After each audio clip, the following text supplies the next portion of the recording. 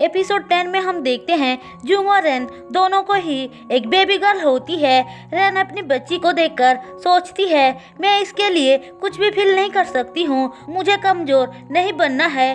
दूसरी तरफ सेंगचुल बाहर आकर बेबी के बारे में बताता है तो उसकी मॉम और सिन बहुत खुश होते हैं। लेकिन तभी वो लोग डॉक्टर और नर्स को भाग दौड़ करते हुए देखते हैं। सीन एक नर्स को रोककर पूछते हैं, आप लोग ऐसे भाग क्यों रहे हैं, कुछ हुआ है क्या? नर्स बताती है कि जूंग की ब्लीडिंग रुक ही नहीं रही है, जो बहुत बुरा है। सारे लोग ये बात सुनकर डर जाते हैं। अब सीन शिफ्ट होकर हमें रेन की मॉम को दिखाया जाता है। उसको एक नर्स फोन करके बताती है कि रेन अपने डिस्चार्ज पेपर भूल गई है, आज उसको एक क्यूट सी बेबी गर्ल हुआ है। रेन की मॉम की तो ये बात सुनकर होश उड़ जाता है। वो हॉस्पिटल का नाम पूछती हैं। अब सीन यहाँ पे कट होकर हमें जूंग की फैमिली को दिखाया जाता है। नर्स आकर बताती है कि जूंग को ब्लड लगने वाली है, इसलिए उसके डैड और हस्बैंड सब लोग ब्लड देने अंदर जाते हैं। उनके जाने के बाद हम रेन को देखते हैं। वो चुपके से आकर अपनी बच्ची को जूंग की बच्ची के साथ बदल देती है और जूंग की बेटी को अपने साथ लेकर चली जाती है। दूसरी तरफ उसकी मॉम हॉस्पिटल पहुंच चुकी थी। उनको रिपोर्ट देखकर यकीन हो जाता है कि रेन सच में प्रेग्नेंट थी। वो उसके लिए बहुत परेशान हो जाती हैं। तभी वो रेन को देखती हैं, लेकिन वो टैक्सी में बैठकर चली जाती है। अब रेन एक चर्च के बाहर जूंग की बेटी को छोड़कर चली जाती है। इसके बाद हमें जूंग को दिखाया जाता है, जिसकी तबीयत अब थोड़ा सा ठीक होती है। वो होश में आते ही अपनी बेटी के बारे में पूछती है। उसके डैड बोलते हैं, तुम्हारी बेटी बिल्कुल ठीक है। दूसरी तरफ रेन की मॉम उसके बारे में सोच सोच कर परेशान हो रही थी। वो चियों से रिक्वेस्ट करके घर चली आती है तो देखती है रेन बेड पर लेटी हुई है। वो नींद में ही बोल रही थी कि उसकी कोई गलती नहीं है। उसकी मॉम बेबी को ना देखकर इधर उधर ढूंढने लग जाती हैं। अब सीन यहाँ पे शिफ्ट होकर हमें जूंग को दिखाया जाता है, जो अपनी बेटी को देखकर बहुत ज्यादा खुश होती है। लेकिन उस बेचारी को क्या पता था कि वो जिसे अपनी बेटी समझ रही है वो तो असल में रेन की बेटी है। वो अपनी बच्ची का नाम रखती है, जो सॉन्ग होता है। दूसरी तरफ रेन की मॉम उससे बेबी और उसके डैड के बारे में पूछ रही होती हैं, लेकिन रेन चुपचाप बैठी हुई थी। थोड़ी देर बाद वो टीवी ऑन करती है तो उसे पता चलता है कि जूंग की बेटी फीवर की वजह से मारी गई, जिसको उसने चर्च के बाहर छोड़ आया था।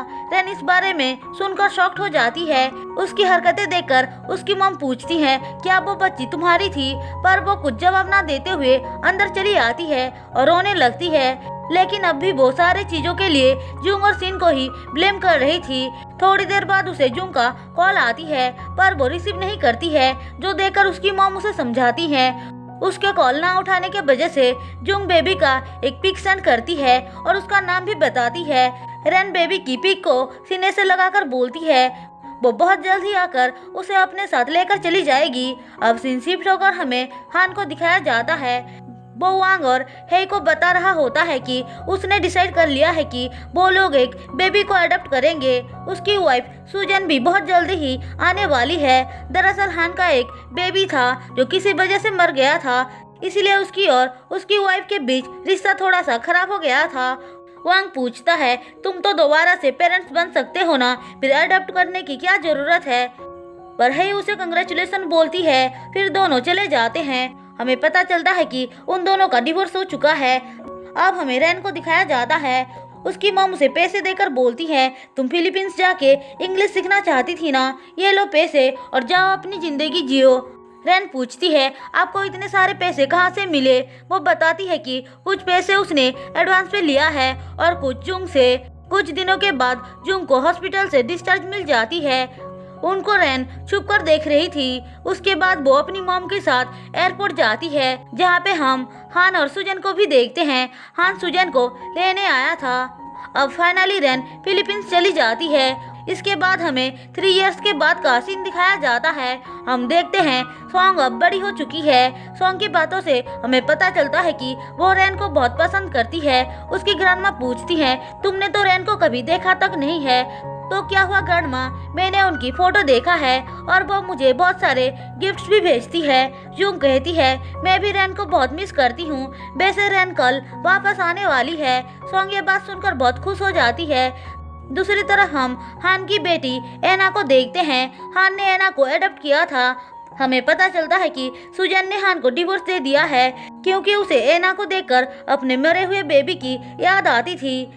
हान एना को स्कूल में छोड़कर वापस आते टाइम जुंग से टकराता है। जुंग को इतने सालों के बाद देखकर वो कहता है, तुम फिर से आ गई। अब यहाँ पे भी दोनों लड़ने लग जाते हैं।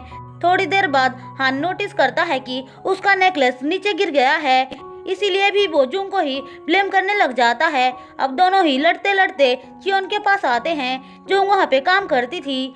उन दोनों को लड़ता हुआ देख चियोन पूछती है, क्या तुम दोनों एक दूसरे को जानते हो? दोनों ही एक साथ मना कर देते हैं। उसके बाद दोनों जाकर नेकलेस को बाहर निकालने की ट्राई करते हैं, पर उसमें वो लोग नाकाम होते हैं और फिर से लड़ने लग जाते हैं। हान गुस्से में वहाँ से चला जाता है। फिर अगले दिन रेन वापस आती है, जिसे लेने जुंग और सॉन्ग गए थे। सॉन्ग रेन को देखकर बहुत खुश थी और रेन भी उसे अपने पास देखकर बहुत खुश थी। लेकिन जैसे ही सॉन्ग जुंग को मॉम बुलाती है, वो गुस्सा हो जाती है और मन ही मन सोचती है, वो तुम्हारी मॉम नहीं है, मैं हूँ। और इसी के साथ एपिसोड 10 खत्म होता है। दोस्तों, अगर आपको मेरी एक्सप्लेनेशन पसंद आई हो तो चैनल को सब्सक्राइब और वीडियो को लाइक जरूर कर देना।